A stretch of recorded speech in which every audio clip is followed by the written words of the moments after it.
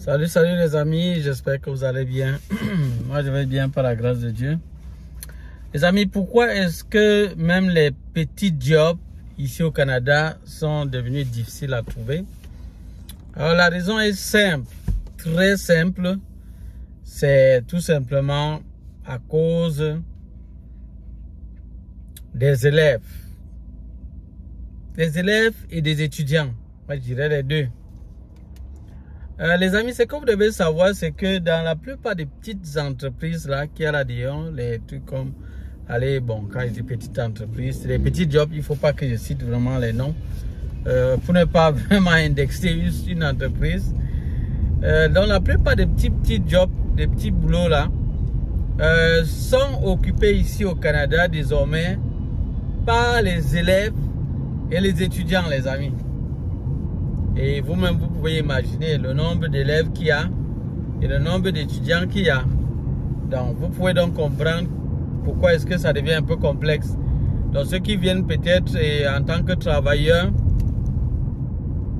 lorsqu'ils postulent à ces petits jobs-là, ils ont très peu de chance parce que ceux qui sont même déjà ici, donc c'est-à-dire les Canadiens qui sont élèves ou bien ceux qui sont même nés ici au Canada, ont déjà des petits circuits là. Dès qu'il y a un job là, ils sont au courant rapidement. Donc c'est comme si l'information leur parvient même peut-être à la maison. Entre eux là-bas, ça passe très vite. Vous savez, entre les élèves, ça va vite, les étudiants, ça va vite. Donc ils ont l'information, les petits réseaux là rapidement. Et ce qui fait que ils postulent plus rapidement. Et du coup, on les prend aussi donc très vite. Donc vous comprenez. En fait, la demande est donc énorme au niveau de ces entreprises. Ils ont vraiment beaucoup de dossiers, de CV et tout ça. Et du coup, ça devient facile. Et vous savez, vous-même, ces petits jobs-là, ça ne nécessite pas vraiment d'expérience. Ça ne nécessite pas d'expérience. Tu arrives là-bas, on va te dire comment est-ce que c'est que tu dois faire. On va te dire, bon, ok, on va t'expliquer. C'est pas difficile. Les tâches, généralement, qui sont donné dans ces endroits, c'est pas compliqué. Un élève peut comprendre ça, il le fait rapidement. Un étudiant peut comprendre, il le fait. Donc du coup, pour ceux-là qui viennent peut-être de certains pays, en tant que travailleurs qualifiés, vous arrivez et vous postulez peut-être dans les grands jobs, dans la plupart des jobs qui sont déjà bons, qui vont peut-être un peu plus vous payer. Là, on va vous demander beaucoup d'expérience, des années d'expérience et un peu beaucoup plus. Ce sera un peu plus sélectif. Donc, du coup, vous avez moins de chances d'obtenir le job directement là-bas. Par contre, dans les petits jobs, ce serait peut-être un peu plus facile. Malheureusement, la tâche devient plus difficile parce que les étudiants, les élèves sont en train d'occuper ces jobs. Ils ont l'information rapidement, plus rapidement que vous qui postulez sur Indeed et tous les job boom, les trucs comme ça. Donc vous postulez là-bas, du coup vous postulez vraiment trop en retard. Trop en retard, la plupart du temps, eux ils envoient aussi l'information là-bas. Vous allez postuler, mais dans la plupart des cas, ça risque de ne pas passer. Ça risque de ne pas passer. Donc la probabilité qu'on vous prenne est vraiment faible et très faible. Donc voilà pourquoi vous allez voir beaucoup de gens postuler là pendant des mois et des mois et se rendre compte que bon, on ne les appelle pas. Moi, je vous ai donné une astuce qui est très importante que vous pouvez utiliser si vous voulez obtenir le job plus facilement. Je vous ai dit, passez par les organismes communautaires. Passez par là. Passez également par les structures mises en place par le gouvernement pour accueillir les nouveaux immigrants. Passez également par le réseautage, c'est-à-dire vous pouvez voir les gens de votre famille qui sont déjà là. Donc passez peut-être par ces gens, par des connaissances, des amis et tout. Passez plus par des éléments pareils. Le réseau est très important ici, les amis, si vous voulez obtenir le job. Surtout en ces temps-ci, où vraiment il y a quand même beaucoup de monde quand même ici au Canada. C'est pas évident. Surtout pour ceux qui sont dans des domaines spécialisés qui sont peut-être pas trop en demande ici au Canada. Il y a vraiment des domaines qui ne sont pas trop en demande. Donc, lorsque vous voulez juste arriver là et postuler que dans ces domaines-là, vous aurez peu de chances d'obtenir le job. Il faudra beaucoup plus penser à vous reconvertir, peut-être pour un départ. Et maintenant, après, disons même peut-être à un certain moment, vous aurez tout le temps maintenant pour voir finalement qu'est-ce que vous allez faire. Donc, dans quelle option vous allez choisir. Donc, battez-vous au moins pour avoir ce qu'on appelle l'expérience canadienne. Parce que franchement, quand vous postulez à une entreprise et qu'ils se rendent compte que vous n'avez aucune expérience canadienne, les amis, ça devient difficile pour vous d'obtenir le job. Il faut que vous le disent. Pourquoi est-ce qu'ils demandent l'expérience canadienne? Parfois, les gens se disent vraiment, mais pourquoi chaque fois on dit expérience canadienne, expérience canadienne? Les amis, je vais vous dire, la raison est simple. La raison n'est pas complexe. Les Canadiens ou les entreprises canadiennes ont une certaine manière de fonctionner que vous allez retrouver un peu de partout. Je vais vous citer les éléments. Le travail en équipe, ça c'est une culture qui est canadienne. Donc il faut quand même, ils veulent quelqu'un qui a déjà eu quand même à travailler quelque part où il a fait valoir cette compétence-là. Le travail en équipe, il faut être quelqu'un qui est capable de faire cela et qui comprend comment ça fonctionne ici au Canada. Donc quelqu'un qui a déjà eu à travailler dans une entreprise canadienne, bien structurée bien évidemment, il sait très bien ce que c'est le travail en équipe. Donc du coup, quand il postule à une autre entreprise ailleurs, et il présente, il dit que j'ai déjà eu à travailler quand même ailleurs, quelque part, et donc je connais ce que c'est le travail en équipe. Vous voyez qu'on peut plus vite prendre une telle personne par rapport à une personne qui ne connaît même pas ce que c'est. Et autre chose, il préfère quelqu'un qui a de l'expérience. Pourquoi? Parce que ici au Canada, quand vous travaillez, on vous montre les tâches et tout. Et chaque fois, on vous dit ce que vous devez faire. Donc, on vous montre quand même ce que vous devez faire. Et dans la plupart des cas, ce sera sous forme de reproche. On va pointer vraiment vos fautes dans le but que vous vous améliorez. Pas pour vous condamner, mais pour que vous vous améliorez. Ça, c'est la culture ici au Canada. Donc, quand vous avez donc été déjà dans une entreprise au Canada, on sait que vous êtes passé par là et vous savez déjà comment ça fonctionne. Donc, vous n'êtes pas surpris. Donc, vous voyez que c'est un plus pour les entreprises. Ça va de prendre quelqu'un qui a déjà cette expérience-là. Également, ils préfèrent quelqu'un qui a de l'expérience. Pourquoi? Parce que la personne peut déjà être habituée peut-être à certains logiciels, certains matériels qu'il a peut-être eu à connaître dans une autre entreprise canadienne. Et il est déjà un peu, il s'est déjà familiarisé avec. Donc du coup, ça devient plus facile pour lui de s'en sortir pour d'autres logiciels ou d'autres matériels dans une autre entreprise. Ouais, ça devient un peu plus facile.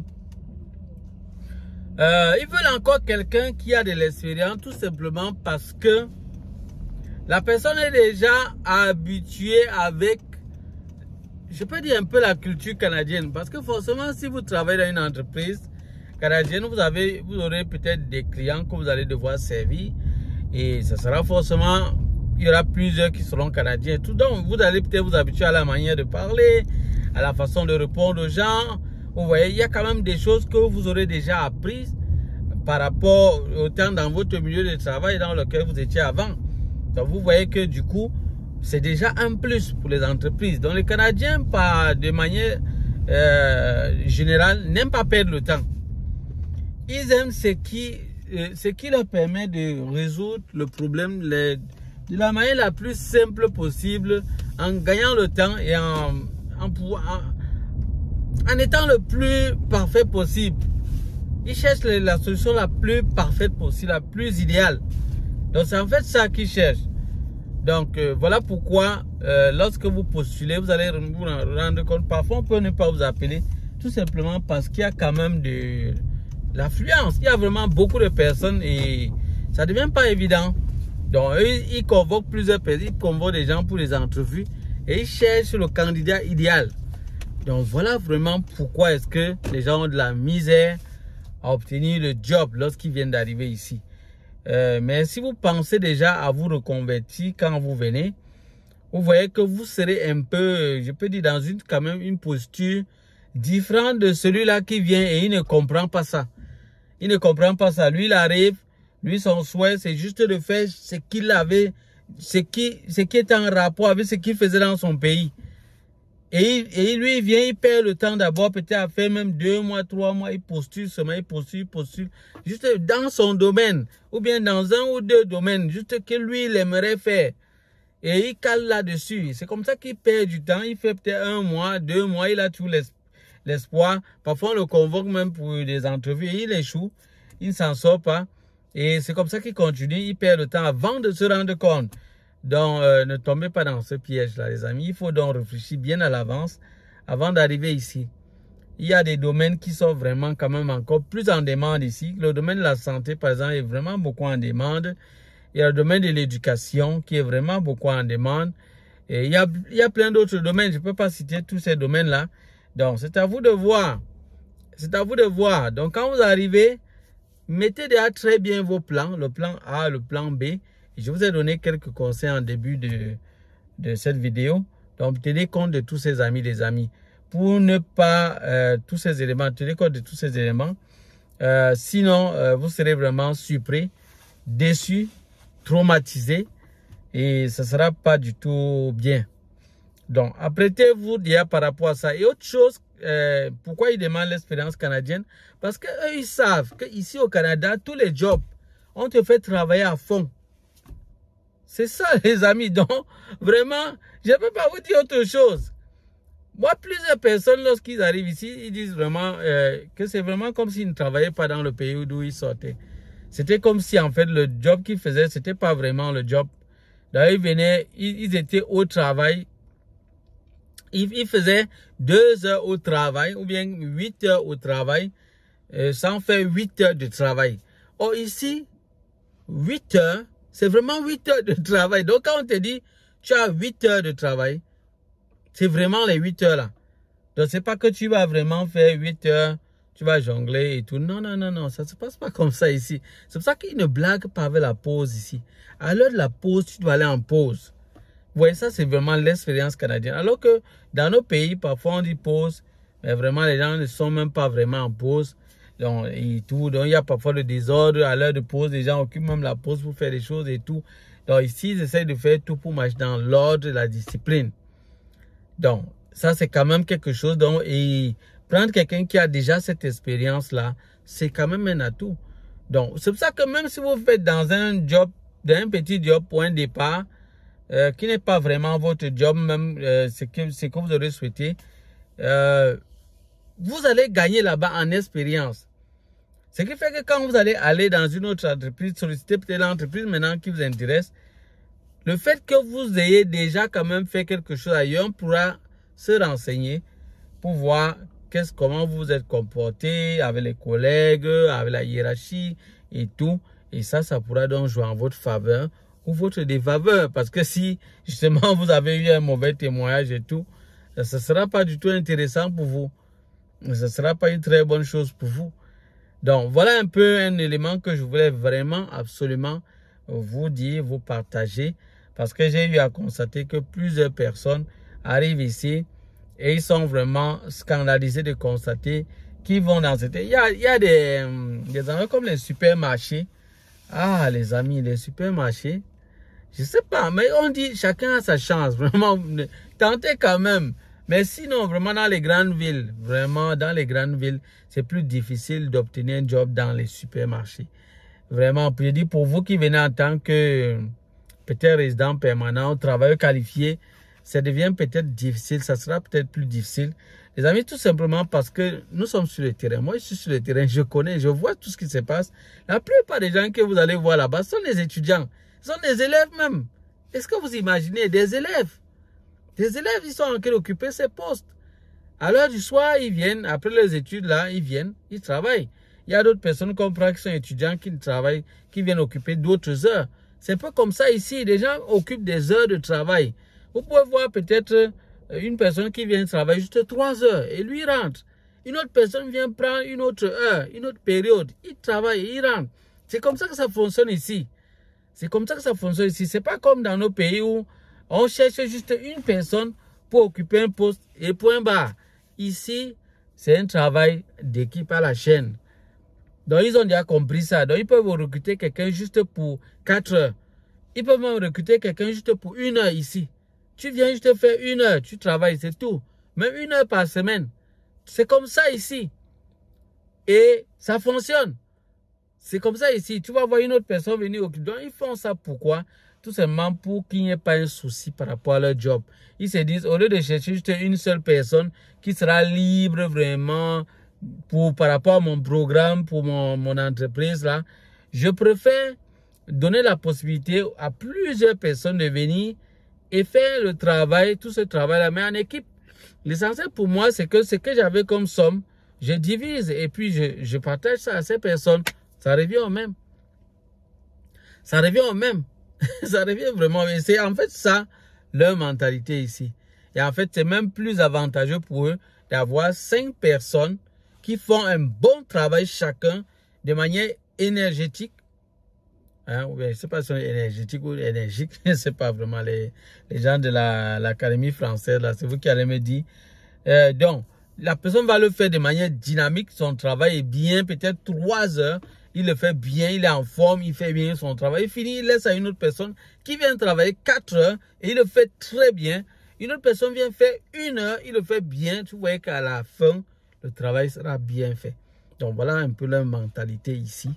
Et je voudrais vraiment vous partager cela pour que vous soyez avisés et que lorsque vous arrivez, vous mettiez ça, vous teniez compte de ça, les amis. Voilà les amis, donc je vais m'arrêter là pour cette vidéo. J'ai créé un groupe WhatsApp dans lequel vous pouvez adhérer pour être encore plus proche de moi. Et pour adhérer dans ce groupe-là, je vous demande juste d'écrire les 2 premiers et les 2 derniers chiffres de votre numéro de téléphone avec lequel vous allez nous joindre. Vous écrivez ça en commentaire. Vous likez le contenu de la vidéo également pour nous encourager, nous montrer que nous sommes ensemble. Et vous écrivez en commentaire justement, on est ensemble. Donc vous mettez on est ensemble, suivi des 2 premiers et des 2 derniers chiffre de votre numéro avec lequel vous allez nous joindre. Autre chose également, je voudrais vous partager l'information et la très bonne nouvelle également. Pour vous qui comptez venir ici au Canada et vous aurez besoin forcément d'ordinateurs, moi je vais vous dire, je suis informaticien. Je fais dans la vente des ordinateurs et la réparation également des ordinateurs. Tout type de panne logicielle comme matériel et tout. Ne vous cassez pas, ne vous gênez plus. Si vous êtes au Canada, contactez-moi tout simplement, c'est pas compliqué, contactez-moi et vous aurez d'amples informations. Les prix des ordinateurs sont tellement bas les amis, vous n'avez pas besoin d'acheter un ordinateur au pays, ça va vous coûter trop cher. Venez ici, je vais vous vendre un ordinateur à très bas prix, à partir de 35 000 francs CFA. Pour les dollars, ceux qui veulent voir le montant en dollars, nous vendons les ordinateurs à partir de 60, 70, 80 dollars en montant au fur et à mesure. Donc, vous faites juste votre commande. Nous allons vous expédier votre appareil. C'est pas compliqué, les amis. C'est ça, ces ordinateurs sont bons. Les capacités, on a à partir de Core i3, 4 Go, 8 Go de RAM, 500 Go de disque dur. C'est vraiment parfait, les amis. Donc, c'est idéal pour vous. Et pourquoi est-ce que je vends ça moins cher? C'est très simple. Je fais dans la maintenance approfondie. Et j'ai un bon réseau où j'obtiens mes ordinateurs à bas prix. Parfois, c'est des ordinateurs, il y a des petits couacs dessus que je reçois en quelques temps et je remets l'ordinateur comme neuf. Déjà, ces ordinateurs ne sont même pas tellement gâtés, mais les gens se retrouvent en train de mettre de côté moins cher. Bon, nous, on récupère cela, on remet ça comme il faut à neuf et on vous revend ça moins cher également puisque j'ai acheté ça moins cher. Ça ne sert à rien d'avoir le gros cœur, de vouloir gagner trop gros. Moi, je ne veux pas être comme ça. Moi, je liquide. Et mes ordinateurs que je vends sont garantis, les amis. Donc, vous n'avez pas de souci à dire non, il peut avoir un problème. Non, non, non, non, non. Ne vous inquiétez pas, c'est garanti. Donc, s'il y a un souci, moi, je reprends l'appareil. Je vous donne un autre. C'est très simple. Nous avons beaucoup d'appareils, plein d'appareils. Bien évidemment, il faut faire attention. Il y a des petites conditions. Si vous gâtez l'appareil vous-même, que je me rends compte que ça vient de vous, la faute. Non, évidemment, là, on ne peut pas dire à ce moment-là que c'est moi le problème, c'est vous le problème. Vous n'allez pas peut-être prendre l'ordinateur, votre enfant casse l'écran, vous dites, bon, en fait, l'écran s'est cassé, donnez-moi un autre appareil. Donc, on se comprend très bien. J'espère qu'on se comprend. Donc, voilà les amis, et pour ceux qui ont un ordinateur en panne, ça ne sert à rien d'acheter un autre ordinateur quand on peut le réparer. Pourquoi vous voulez vous casser la tête? Et les Canadiens qui m'écoutent là, je sais que vous avez les facilités avec le crédit et tout, pardon. Ne vous endettez pas encore trop.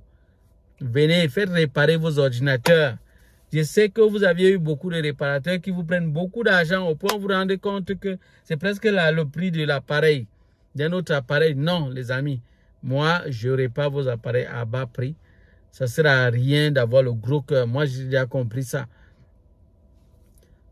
Faites-moi part de votre problème. Contactez-moi tout simplement. Faites-moi part des problèmes au niveau de votre ordinateur.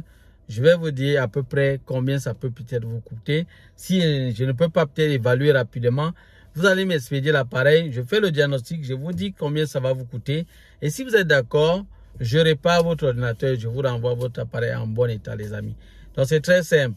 Donc, ceux qui veulent me contacter, dans la barre de description, je vais laisser le lien par lequel vous pouvez m'envoyer le mail pour la situation concernant votre ordinateur.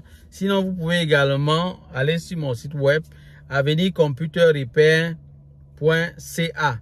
Vous tapez avenircomputerrepair.ca. Dans mon site web, vous aurez la possibilité également de pouvoir envoyer, me contacter, me joindre et m'écrire. C'est très facile à l'intérieur également. Donc voilà les amis, ça sera tout pour cette vidéo. On se dit à bientôt pour d'autres vidéos. Bye bye.